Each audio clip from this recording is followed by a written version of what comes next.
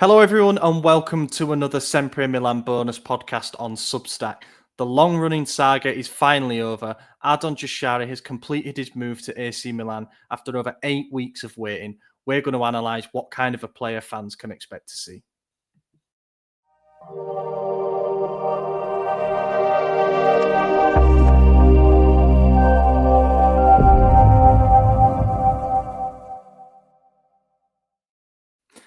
It's a Huddersfield Town takeover. It is. It is.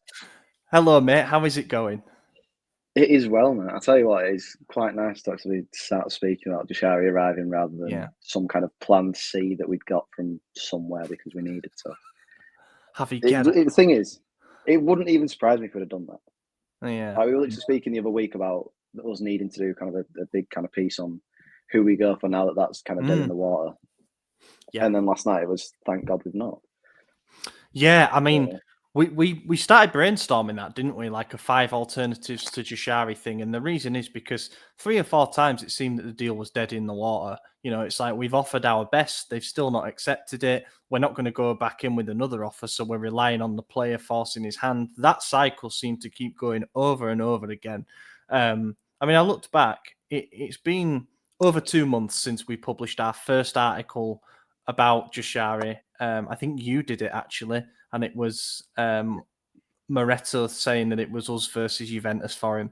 And then what's gone on since then? It's been beyond the soap opera. It's been a bit of a farce at times. Both clubs have gone at each other in the media. As mentioned, the player's done his bit by reiterating that he only ever wanted to join us, which is, great to see always. But yeah, there's been various points where it looked like this one was dead in the water, and various points when it looked like it could be very quickly closed.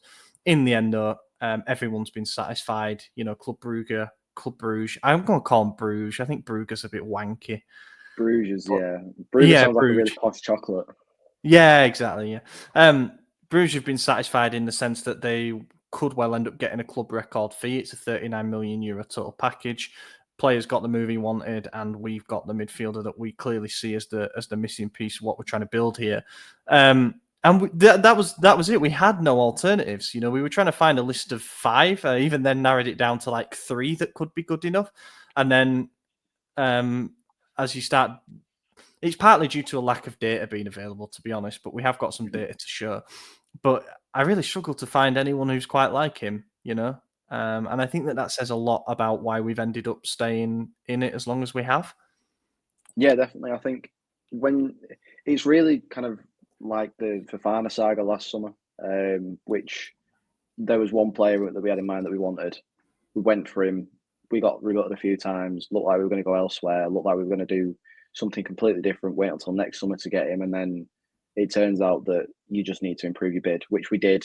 Did that, didn't work. Did it again, and then eventually got it unlocked. And it was it just throughout. It kind of had that little reminder of that, and I guess that's where you've got to say kind of credit to the management in some senses for getting it done and sticking to what you want, sticking to Allegri wants, because that's the big thing here, that we've gone for a target that we've wanted and we've actually stuck by it rather than moving here, there and everywhere for somebody that we kind of want because he's like Jashari.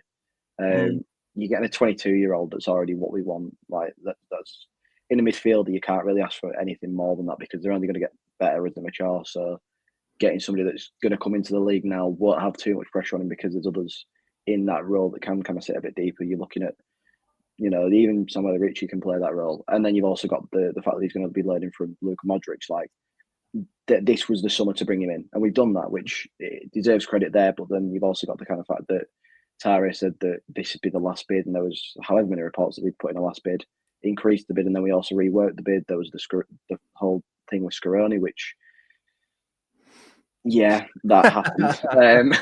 It's the best way of putting that. Yeah. It's everyone's kind of lost in some way from it, but then you end the situation where you've got the midfielder that you wanted, and you can't really have too many issues with that. As much as you can obviously be frustrated at the way that it's gone around. So it's a good one, but I'd be lying if I said that it was a saga that's left me completely thinking, yeah, this has been a great summer for us.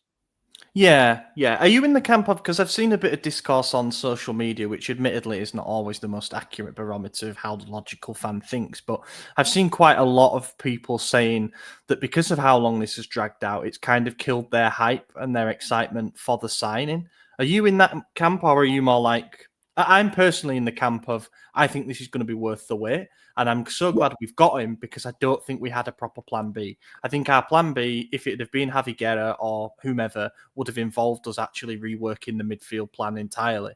And we've got the guy that we wanted, so that makes me more happy for it. And it's August the 6th is when he came in, not August the 26th, so I still think Yeah. that a time to get him ready for the new season.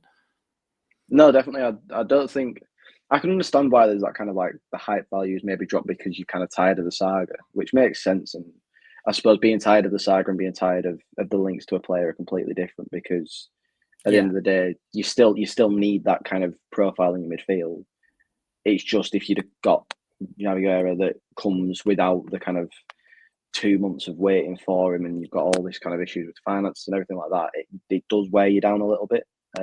Just from an outside perspective, actually working it as well has been something where it's been like we've got this on Jashari today. It gets to the point where it's like, right, okay, we know that it's going to be a bit like we're doing the same thing here, but you can't do anything else because it's there. But as an actual player, I don't see why you can really kind of lose hype in him. Yeah. Here we've not seen him play, so maybe if it's in 6 months, you can maybe look back on it and go, "We've waited 2 months to get someone that already in 6 months doesn't look like he's got a place." That's a conversation we can have as and when we need to. For now, we've got a 22-year-old that there isn't anybody else like him that we could find on the market in that kind of price category. Because you've got to remember it, 30 million euros is ridiculous in this current market, even if it's high for the Belgian league. You're looking at the kind of money that's being thrown around on different players in Europe. There isn't anybody like him for this kind of price category, and he only will get better as well. So the resale value on him as well is ridiculous. And whether Brugge get a part of that or whatever, you're still looking at least probably 50 in a few years' time even if he just kind of sticks at where he's at now with the way the market's going.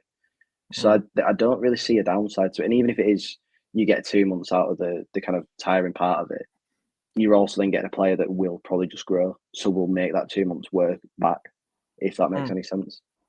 Yeah, yeah, and it's funny because, like with Reinders, he always said the right things, didn't he? And you got the feeling that he didn't actually see us as a stepping stone, and that it was a destination for him to play for Milan. And then, of course, Man City come in, and everyone's heads turned. Ours is, his is, and we know what's happened. He's ended up joining them for quite a big fee, and we've gone and spent most of it on, I say, his replacement, not a direct replacement, but most expensive sale.